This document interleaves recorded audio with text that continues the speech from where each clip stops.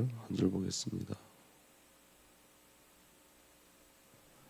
우리 함께 보겠습니다. 다음 날 요한은 예수께서 자기에게 오시는 것을 보고 말하였다. 보시오, 세상 죄를 지고 가는 하나님의 어린 양입니다. 아멘. 아버지 하나님, 오늘도 우리와 함께 하시니 감사합니다. 성령으로 역사하여 주셔서 주의 말씀이 우리 폐부에 새겨질 수 있도록 은혜 위에 은혜를 더하여 주시고 우리의 소망이 오직 주 성삼위 하나님께만 있음을 고백하게 하시며 우리의 모든 삶이 주 성삼위 하나님으로 사라지는 은혜 허락하여 주옵소서. 믿음 없는 우리에게 믿음을 더하여 주옵시고 하나님과의 깊은 관계 속으로 온전히 이끌려갈 수 있도록 성령 하나님 우리에게 은혜를 허락하여 주옵소서. 성령께서 오늘 우리에게 말씀하여 주시고 성령께서 오늘 우리에게 역사하옵소서. 우리 주님 예수 그리스도 이름으로 감사하며 기도하옵나이다. 아멘. 하나님의 은혜 중에 은혜는 뭐냐면 저와 여러분들의 시선을 예수께 돌리게 하시는 거예요. 그래서 우리 삶 속에서 뭘 발견하게 하냐면 나는 세상 죄를 지고 가는 하나님의 어린 양이 필요합니다. 나는 예수가 필요합니다. 예수가 아니면 안 됩니다.를 고백하게 하시는 거죠. 그때 저와 여러분들에게 온전한 회복의 역사가 일어날 수 있습니다. 그래서 하나님의 복음은 어떻게 우리 안에 회복되고 어떻게 누릴 수 있냐면 하나님을 우리로 하여금 보게 하시는 거예요. 그래서 오늘 말씀에 세례요한이 이렇게 얘기하죠. 보십시오, 세상 죄를 지고 가는 하나님의 어린 양입니다 라고 고백해요. 그러니까 여러분, 우리의 영적 싸움은 보는 거에 있어요. 보는 거. 누굴 보는 거냐면 우리 주 예수 그리스도를 보는 거예요. 그래서 우리의 영적 싸움은 우리를 확인하는 게 아니라 우리 주 예수 그리스도를 확인하는 거고 우리 주 예수 그리스도 안에 있는 하나님의 사랑을 확인하는 거예요. 그래서 복음의 가치를 발견하는 거예요.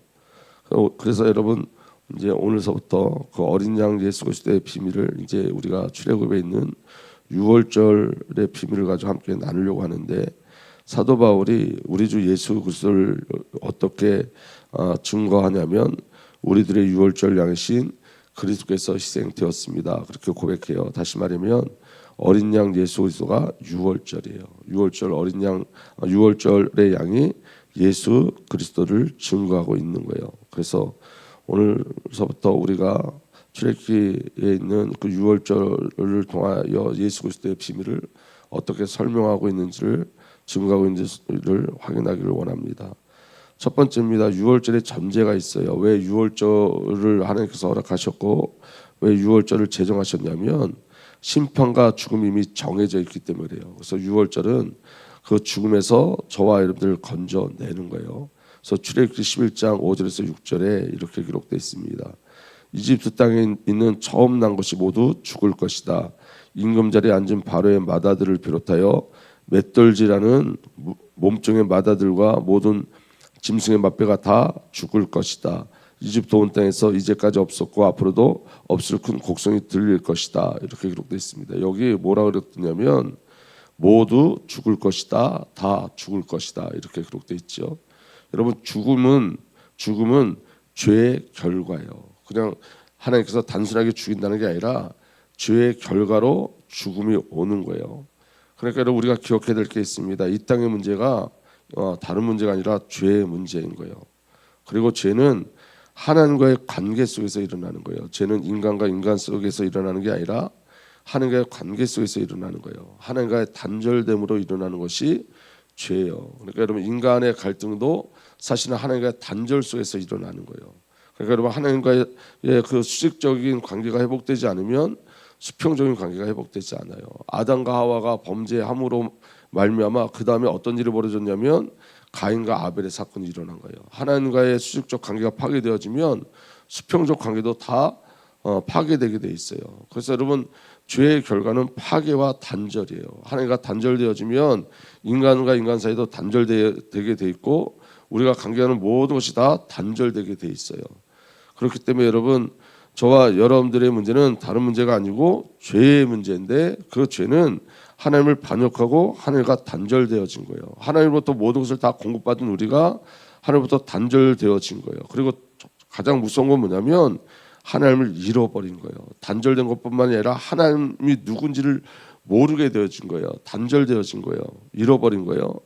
그래서 여러분 죄가 언제 들어왔죠? 창세기 3장 6절에 보면 여자가 그 나무의 열매를 보니 먹음직도 하고 보암직도 하였다. 그뿐 아니라 사람을 슬기롭게 할 만큼 탐스럽기도 한 나무였다. 여자가 그 열매를 따서 먹고 그와 함께 있는 남편에게도 주니 그도 그것을 먹었다. 하나님의 먹지 말라는 선악을 알게 하는 나무의 열매를 먹고 죽은 거예요. 그러니까 여러분, 저와 여러분들이 가장 중요한 건 뭐냐면 사단이 우리에게 들어올 때 제일 먼저 심어주는 게 뭐냐면 불신앙이에요. 하나님의 언약을 잃어버리게 하는 거예요. 그러니까 이런 불신앙이 들어온 다음에, 불신앙이 들어오면 바로 그 다음에 들어오는 게 뭐냐면 불순종이에요. 불순종. 사단은 하나님을 알지 못하게 하고 믿지 못하게 하고 그 말씀을 신뢰하지 못하게 해요. 그래서 불신앙을 심어줘요.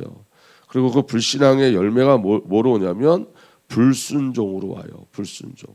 그래서 여러분, 우리가 가장 저와 여러분들의 가장 큰 영적인 싸움은 불신앙과의 싸움이에요. 그래서 여러분, 우리 안에 가장 중요한 게 뭐냐면 마음이고 입술인데, 마음으로 불신앙이 들어올 때 입술로 불신앙하지 말아야 돼요. 마음으로 불신앙이 들어올 때 그때 영적 싸움 하셔야 돼요. 그 마음으로 오는 불신앙을 입으로 토해내면 그 불신앙은 불순종의 열매를 맺고 그 불순종은 죽음의 문제를 가지고 와요. 그렇기 때문에 여러분, 우리 마음속에 불신앙이 들어올 때, 하나님을 향한 불신앙이 들어올 때 저와 여러분들이 세상 죄를 지고 가는 어린 양 되시는 예수 그리스도를 바라봐야 되고, 그 예수 그리스도 안에 무엇이 담겨져 있냐면 저와 여러분을 향한 하나님의 사랑과 그 은혜가 담겨져 있어요.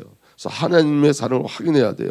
그래서 여러분, 로마서 5장 14절에 이렇게 돼 있어요. 아담 시대로부터 모세 시대에 이르기까지 아담의 범죄와 같은 죄를 짓지 않은 사람들까지도 죽음의 지배를 받았습니다. 그러니까 아담의 모든 죄가 누구에게 전가된 거냐면 아담의 모든 후손들에게 죄가 전가되어졌고, 그래서 아담뿐만이 아니라 아담의 모든 후손들도 죄의 결과인 죽음의 지배를 받았던 거예요.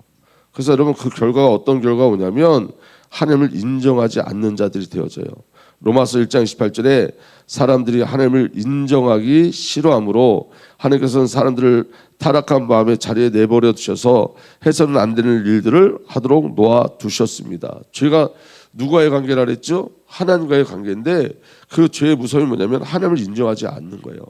하나님께서 피조 세계를 통해서 하나님을 보여주셨는데, 하나님을 인정하지 않는다는 것은 피조 세계를 통해서도 하나님을 발견하지 못하고 있는 거예요. 그러니까 하나님을 인정하지 않아요. 사람들이 하나님을 인정하기 싫어해요. 왜냐하면 자기가 하나님이기 때문에, 자기가 주인이기 때문에.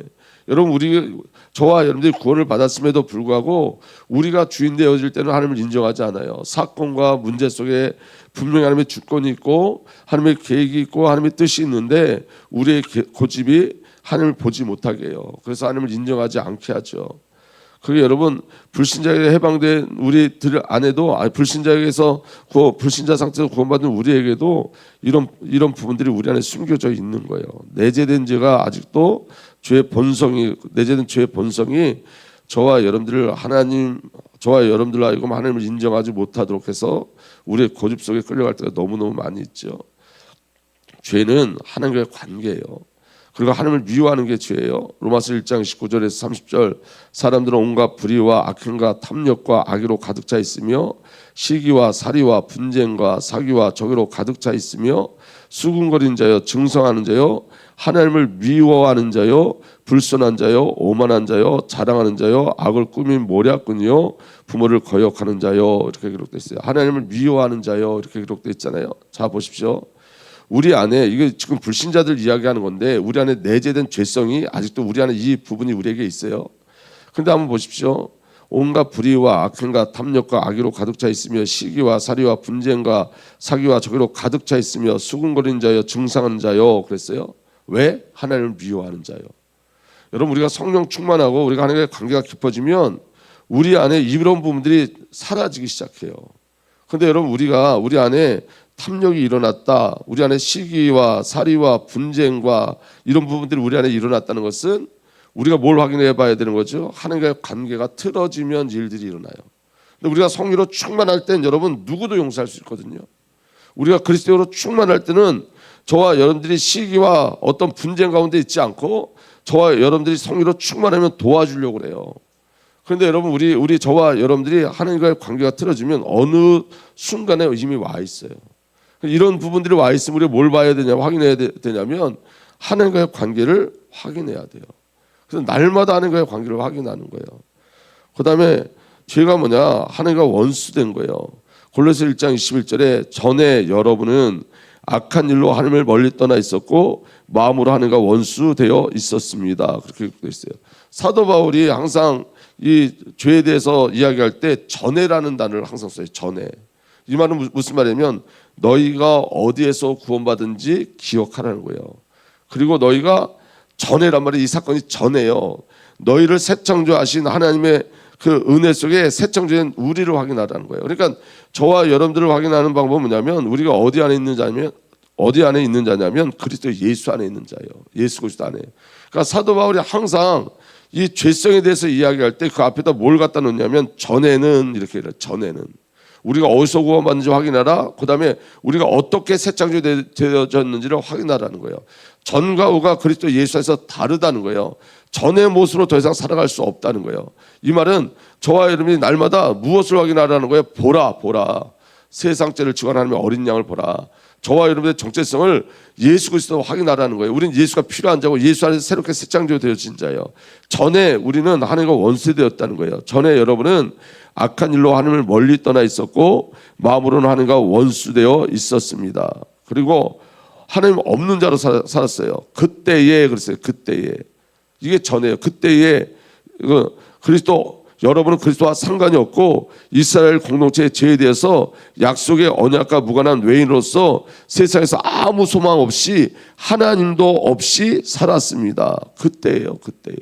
그러니까 과거를 이야기하죠. 이 죄를 이야기할 때 과거에 이런 모습이 있다고 이야기해요. 그런데 여러분 이 모습이 아직도 우리 안에 내재되어 있다. 그래서 로마서 7장에 우리 안에 선한 것이 없습니다라고 고백하는 거예요. 그리고 로마서 8장에 내 힘으로 안 돼서 성령이 그를 이루어 가고 계시다는 거예요. 그러니까 철저하게 저와 여러분들에게 확인되어 줄 건 뭐냐면 오직 우리 주 예수 그리스도인 거예요. 아멘. 그래서 여러분 확인하셔야 돼요. 우리가 어디서 구원받았고 우리가 어떻게 새 창조되어졌는지를 확인하셔야 돼요. 그때 여러분은 그리스도와 상관이 없었고 이스라엘 공동체의 죄에 대해서 약속의 언약과 무관한 외인으로 세상에서 아무 소망 없이 하나님 없이 살았습니다. 우리가 이 모습이었잖아요. 우리는 여기서 구원받았어요. 그런데 여러분 이제 우리는 어떻게 됐냐면 이제는 우리는 그리스도와 상관이 있고 이제는 저와 여러분들 복음 공동체 안에 있고 이제는 언약과 약속의 자녀가 되었고 아멘. 이제는 하나님이 소망으로 하나님만이 소망인 자들로 바뀌어져 있는 거예요. 자 보십시오. 로마서 6장 17절에도 하나님께 감사하는 것은 여러분이 전에는 죄의 정이었으나 지금 아니에요. 언제라는 거예요? 전에는. 그래서 여러분 우리는 그리스도 예수 안에서 새 창조 되어졌어요. 에베소 2장 1절에도 여러분도 전에는 허물과 죄로 죽었던 사람입니다. 언제 허물과 죄로 죽었다고요? 전에. 예수 그리스도 이전에. 그러니까 여러분 오늘 저와 여러분들 확인해야 될 건 뭐냐면 예수 그리스도 안에 있는 저와 여러분들을 확인해야 돼요. 예수 그리스도 안에 있는 저와 여러분들을. 그런데 여러분 이 전의 것들이 우리를 지금 공격하고 있단 말이에요. 그게 죄의 본성이에요. 내재된 죄예요. 그래서 우리는 하루도 예수가 아니면 안 되는 자임을 확인하셔야 돼요. 우리는 예수 그리스도 안에 있고 오늘도 예수 그리스도 안에서만 살 수 있고 오직 예수 그리스도만 소망되어지는 자들이에요. 오직 예수예요. 아멘. 그리고 에베소 2장 2절에도 그때예요. 그때가 언제예요? 십자가 이전이에요. 그때에 여러분은 허물과 죄 가운데서 이 세상 풍조를 따라 살고 공중의 권세 잡은 통치자 곧 지금 불순종 자식들 가운데 작용하는 영을 따랐습니다. 그랬어요. 그때에 이제는 우리는 하나님의 자녀가 되어졌어요. 아멘. 이제는 저와 여러분들 그리스도의 종이 되어졌어요. 그래서 여러분 새 창조된 내가 확인돼야지 영적 싸움을 하고 싸울 수 있는 거예요. 이미 죄가 끝났다니까요. 아멘. 우리는 그 내재된 죄와 싸우는 거예요. 우리는 여러분 이전에 죄의 종이 아니에요. 이전에 율법에 묶여있던 자들이 아니에요. 그래서 사도 바울은 예수 그리스도의 십자가를 통해서 예수 그리스도의 십자가가 우리 인생의 전환점이 되어진 거예요. 그래서 확인시켜주는 거예요. 옛날엔 죄의 종이라 죄에 끌려다닐 수밖에 없었지만 지금 죄와 싸워 이길 수 있는 자가 되어진 거예요. 우리가 싸워서 이기는 싸움이 아니라 내 속에 계신 예수 그리스도로 말미암아 이기는 자가 되어지는 거예요. 아멘. 그래서 여러분 요한복음 8장 44절에도 너희는 너희 아비 악마에게서 났으며 또 그 아비의 욕망대로 하려고 한다. 우리가 그전엔 누구를 아비로 삼았어요? 사탄 마귀를. 이제는 하나님을 아빠, 아버지라고 부르죠. 그래서 여러분 예수가 아니면 안 되는 자리에서 저와 여러분들을 건져내신 거예요. 죄의 자리에서 저와 여러분들을 건져내신 거예요. 이 땅의 문제는 다른 문제가 아니라 죄의 문제인 거예요. 죽음의 문제인 거예요. 아멘. 그리고 지옥 백성으로 하나님 떠난 자들은 죄의 결과가 어디로 가냐면 지옥으로 갈 수밖에 없어요. 그때 임금은 왼쪽에 있는 사람들에게 말할 것이다. 저주받은 자들아 내게서 떠나 악마와 그 졸개를 가두려고 준비한 영원한 불 속으로 들어가라. 그래서 여러분 죄는 뭐냐면 하나님과의 관계 속에 하나님과의 관계가 틀어진 게 죄인 거예요. 하나님을 인정하지 않는 게 죄요. 하나님을 미워하는 게 죄요. 하나님과 원수된 게 죄요. 하나님 없는 게 죄요. 죄의 종으로 살고 영이 죽은 상태가 죄고 귀신에게 붙잡힌 상태가 죄고 사망에 붙잡힌 상태가 죄고 지옥에 붙잡힌 상태가 죄인 거예요. 이게 인간의 근본 문제예요. 그런데 저와 여러분들이 여기서 구원을 받았어요. 저와 여러분들이. 그러니까 여러분 죄의 크기가 은혜의 크기를 말해요. 이 죄가 얼마나 비참하고 무서운지 알면 은혜의 비밀을 더 크게 누릴 수 있는 거예요. 그래서 여러분 죄가 많은 곳에 은혜가 많다는 것은 죄를 많이 지면 은혜를 많이 받는다는 뜻이 아니라 성령의 빛을 비추면 우리가 얼마나 큰 죄인이었던 것이 드러나고 폭로되어지고 우리가 받은 구원이 얼마나 크고 놀라운지를 확인하게 되어지죠. 그래서 우리는 날마다 그리스도 예수 안에서 저와 여러분들이 확인되어져 가야 돼요. 자, 두 번째 그 죽음이 전제된 그 가운데 그러나의 은혜가 있어요. 그러나의 은혜가. 그래서 여러분 출애굽기 11장 7절에 이렇게 기록되어 있습니다. 그러나 이집트의 개마저 이스라엘 자손을 보고서는 짖지 않을 것이다. 사람뿐 아니라 짐승을 보고서도 짖지 않을 것이다. 이는 나 주가 이집트 사람과 이스라엘 사람을 구별하였던 것을 너에게 알리려는 것이다. 모두가 죽어야 돼요. 이스라엘 백성도 죽어야 돼요. 근데 하나님께서 이스라엘 백성들을 구별하셨어요. 구원하기로. 그리고 그 구별된 이스라엘 백성들을 구원하는 방법이 유월절 어린 양이에요. 하나님이 저와 여러분들을 구별하셨어요. 언제부터 구별하셨냐면 창세 전부터 저와 여러분들을 구별해 놓으셨어요. 이게 은혜예요. 그리고 예수 그리스도의 십자가로 저와 여러분들을 구원하셨어요. 그래서 여러분 보십시오. 저와 여러분들이 만들어지기도 전에 하나님은 저와 여러분을 향한 계획을 가지고 계셨어요. 시편 139편 16절에 나의 형질이 갖추어지기도 전부터 주님께서 나를 보고 계셨으며 만들어지기 전부터 우리를 보고 계셨어요. 나에게 정해진 날들이 아직 시작되기도 전에 이미 주님의 책에 다 기록되었습니다. 저와 여러분을 향한 결국을 이미 기록해 놓으신 거예요. 그러니까 여러분 오늘 저와 여러분들에게 일어나는 모든 사건들은 하나님의 결국으로 가는 과정이에요. 그걸 저는 은혜의 과정이라고 해요. 은혜의 과정.